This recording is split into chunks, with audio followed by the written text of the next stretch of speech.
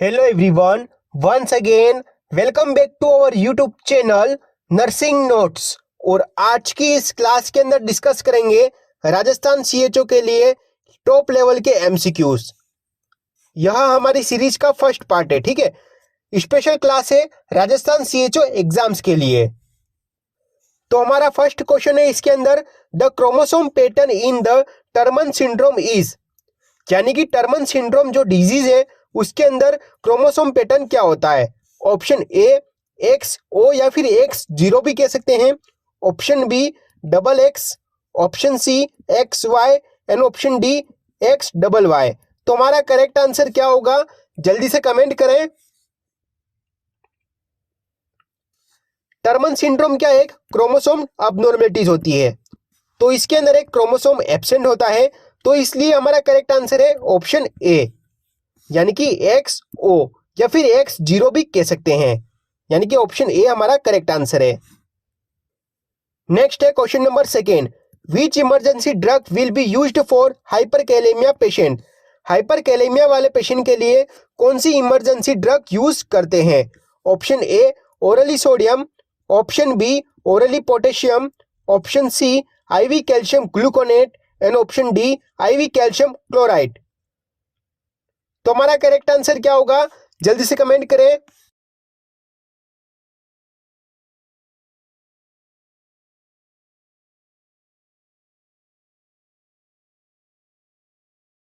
यानी कि ऐसा पेशेंट जिसके अंदर पोटेशियम टॉक्सिसिटी हो गई है, तो उसको कौन सी इमरजेंसी ड्रग देंगे।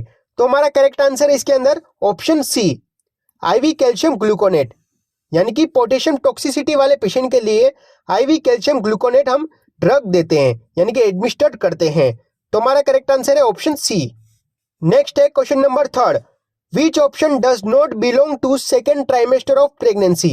यानी कि ऐसा कौन सा ऑप्शन है जो सेकेंड ट्राइमेस्टर ऑफ प्रेगनेंसी से बिलोंग नहीं करता है। ऑप्शन ए है fetal heart rate above 180 beats per minute, option B quickening, option C both A and B and option D none of this. तो हमारा करेक्ट आंसर क्या होगा इसके अंदर, जल्दी से कमेंट करें।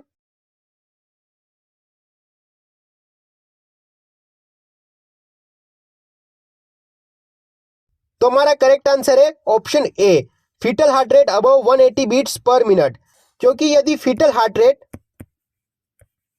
180 से अधिक जाएगी तो वो किसको इंडिकेट करेगा, फीटल डिस्ट्रेस को, और फीटल डिस्ट्रेस आपका कौन से भी ट्राइमेस्टर में हो सकता है, इसलिए हमारा करेक्ट आंसर है ऑप्शन ए। नेक्स्ट है क्वेश्चन नंबर 4, बाल विवाह प्रतिबंध अधिनियम किस वर्ष पारित किया गया था। बाल विवाह प्रतिबंध को शारदा एक्ट भी कहते हैं। तो हमारा ऑप्शन ए है 1950, ऑप्शन बी है 1949, ऑप्शन सी है 1929 एंड ऑप्शन डी है 1939। तो हमारा करेक्ट आंसर क्या होगा इसके अंदर, जल्दी से कमेंट करें।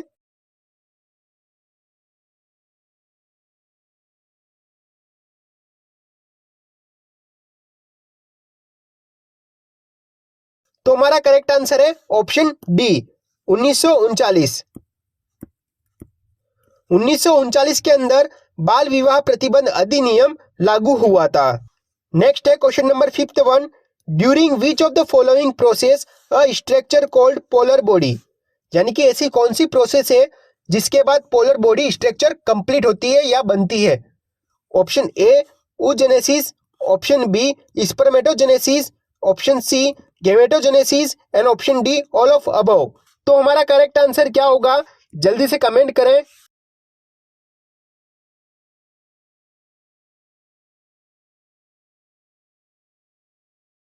तो हमारा करेक्ट आंसर है ऑप्शन ए oogenesis। oogenesis की प्रोसेस के दौरान क्या होता है, एक मैच्योर ओवम बनता है, और मैच्योर ओवम के साथ 3 पोलर बॉडी बनती है, और ये तीनों पोलर बॉडी क्या करती है, एक जो मैच्योर ओवम है उसको न्यूट्रिशन प्रोवाइड करती है। तो हमारा करेक्ट आंसर है ऑप्शन ए oogenesis। नेक्स्ट है question number 6, suddenly bleeding from the vagina in the third of labour is indicator of. यानी कि लेबर के थर्ड स्टेज के अंदर यदि वेजाइना से ब्लीडिंग आती है तो वो क्या इंडिकेट करता है? Option A haematoma, option B atonic uterus, option C placenta previa and option D placental separation. तो हमारा करेक्ट आंसर क्या होगा? जल्दी से कमेंट करें। लेबर की थर्ड स्टेज में क्या होता है कि सेपरेशन भी होता है और प्लेसेंटा डिलीवर भी होता है। तो इसलिए हमारा करेक्ट आंसर है ऑप्शन डी प्लेसेंटल सेपरेशन। और प्लेसेंटा प्रीविया का मतलब क्या होता है? Painful vaginal bleeding. नेक्स्ट है question number 7, which of the following disease is hereditary? यानी कि ऐसी कौन सी बीमारी है वो वंशानुगत है या फिर आनुवंशिक है? Option A berry, option B night blindness, option C colour blindness and option D baldness, यानी कि गंजापन। तो हमारा करेक्ट आंसर क्या होगा इसके अंदर? जल्दी से कमेंट करें।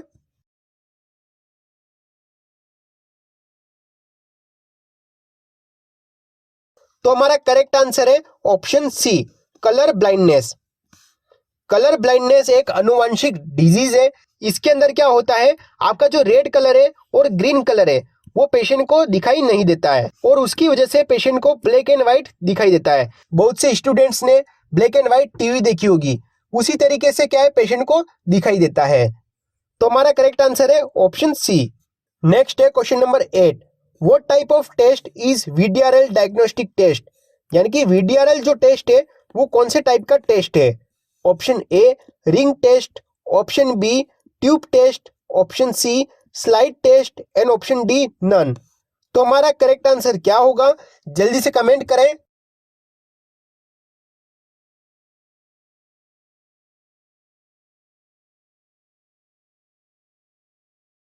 तो हमारा करेक्ट आंसर है option C slide test.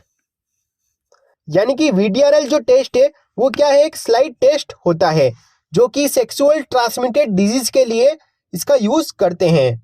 Next है question number 9, the most common type of cancer in main is? यानी कि पुरुषों के अंदर सबसे कॉमनेस्ट टाइप का कैंसर कौन सा होता है?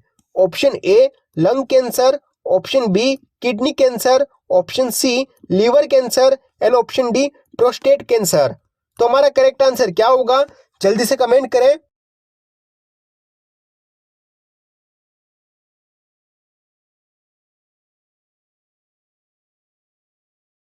तो हमारा करेक्ट आंसर है ऑप्शन डी प्रोस्टेट कैंसर। यानी कि पुरुषों के अंदर सबसे कॉमनेस्ट कैंसर कौन सा होता है? Prostate cancer. और सेकेंड नंबर पे कौन सा कैंसर होता है? Lung cancer.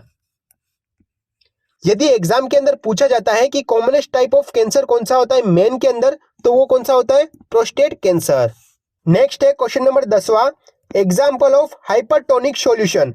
हाइपरटोनिक सॉल्यूशन का एग्जाम्पल क्या है? Option A 3% NaCl, option B 0.45% NaCl, option C 5% dextrose and option D 0.9% NaCl। तो हमारा करेक्ट आंसर क्या होगा इसके अंदर? जल्दी से कमेंट करें।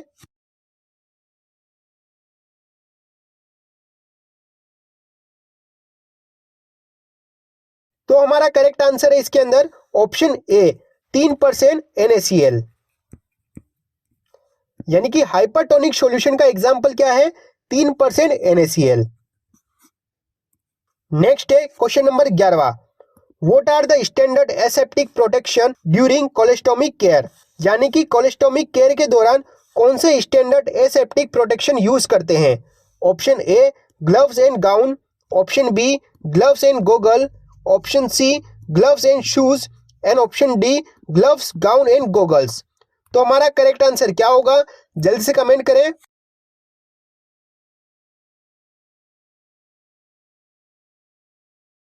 तो हमारा करेक्ट आंसर है option D gloves gown and goggles.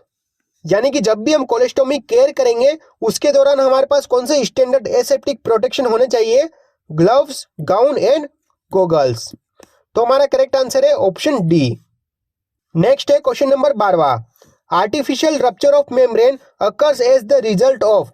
यानी कि आर्टिफिशियल रप्चर ऑफ मेम्ब्रेन के बाद क्या परिणाम होता है? तो ऑप्शन ए है reduce pressure on cervix, option B increased uterine contraction, option C decreased uterine contraction and option D no any effect. तो हमारा करेक्ट आंसर क्या होगा, जल्दी से कमेंट करें। नेक्स्ट है question number 13। The example of hypotonic solution. Hypotonic solution का example क्या है?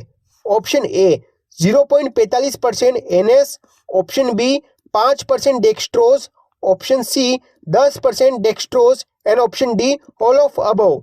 तो हमारा करेक्ट आंसर क्या होगा इसके अंदर, जल्दी से कमेंट करें। तो हमारा हाइपोटोनिक सॉल्यूशन का एग्जाम्पल क्या है? 0.45% NS। तो हमारा करेक्ट आंसर है ऑप्शन ए 0.45% NS। नेक्स्ट है question number 14। In GOBI of UNICEF G is refer to. यानी कि यूनिसेफ के अंदर जो गोबी सिस्टम है उसके अंदर जो जी है वो किसको इंडिकेट करता है? Option A growing period, option B genius, option C growth monitoring and option D growth retardation. तो हमारा करेक्ट आंसर क्या होगा इसके अंदर, जल्दी से कमेंट करें।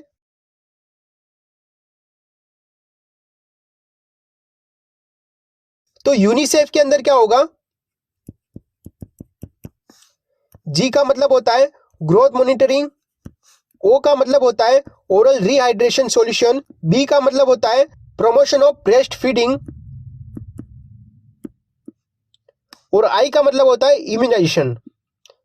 तो हमारा करेक्ट आंसर है ऑप्शन सी ग्रोथ मॉनिटरिंग। यानी कि गोबी के अंदर, यानी कि यूनिसेफ के अंदर जो गोबी जो सिस्टम है उसके अंदर जी रेफर का मतलब क्या होता है? Growth monitoring. नेक्स्ट है question number 15। Food substance contain highest amount of protein. यानी कि ऐसा कौन सा फूड है जिसके अंदर हाईएस्ट अमाउंट के अंदर प्रोटीन पाया जाता है? ऑप्शन ए पल्सेस यानी कि दाल के अंदर, option B egg, option C soybean and option D none of this. तो हमारा करेक्ट आंसर क्या होगा इसके अंदर, जल्दी से कमेंट करें।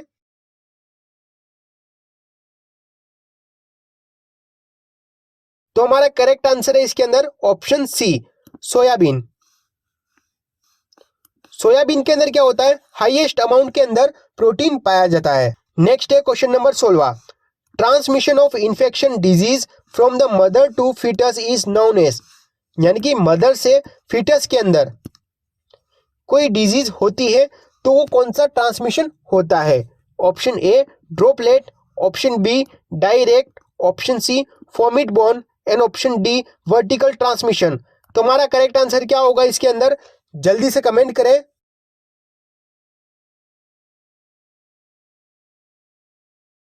तो हमारा करेक्ट आंसर है इसके अंदर वर्टिकल ट्रांसमिशन।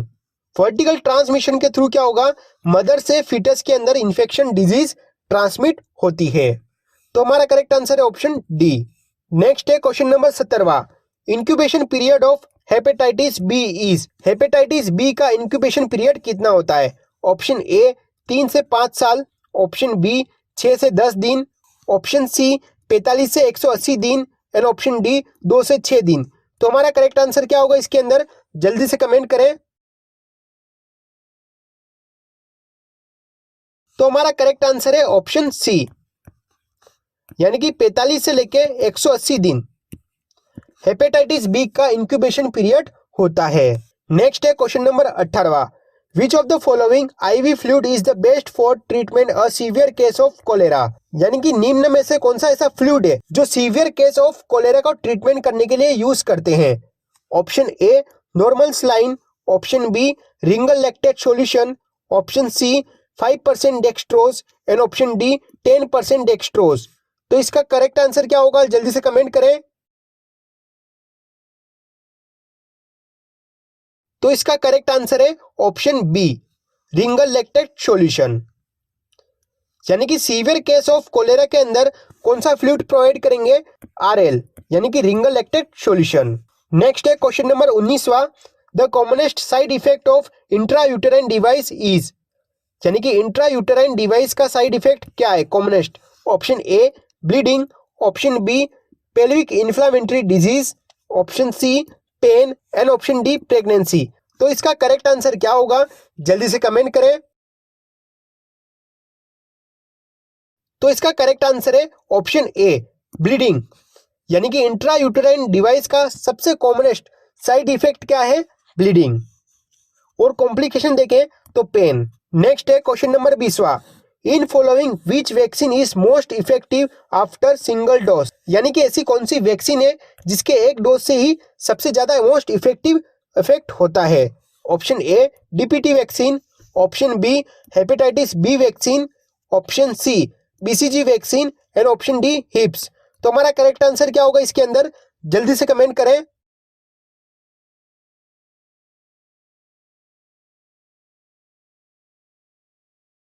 तो हमारा करेक्ट आंसर है option C BCG.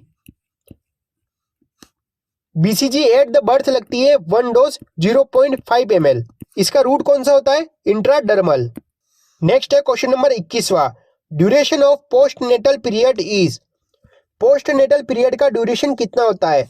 Option A 5 सप्ताह, ऑप्शन बी 6 सप्ताह, ऑप्शन सी 7 सप्ताह एंड ऑप्शन डी 8 सप्ताह। यानी कि 5 weeks, 6 weeks, 7 weeks and 8 weeks. तो हमारा करेक्ट आंसर क्या होगा इसके अंदर? जल्दी से कमेंट करें। यानी कि पोस्ट नेटल पीरियड का ड्यूरेशन कितना होता है? 6 वीक्स, यानी कि 6 सप्ताह। तो हमारा करेक्ट आंसर है ऑप्शन बी। तो ये था हमारा सीरीज का फर्स्ट पार्ट।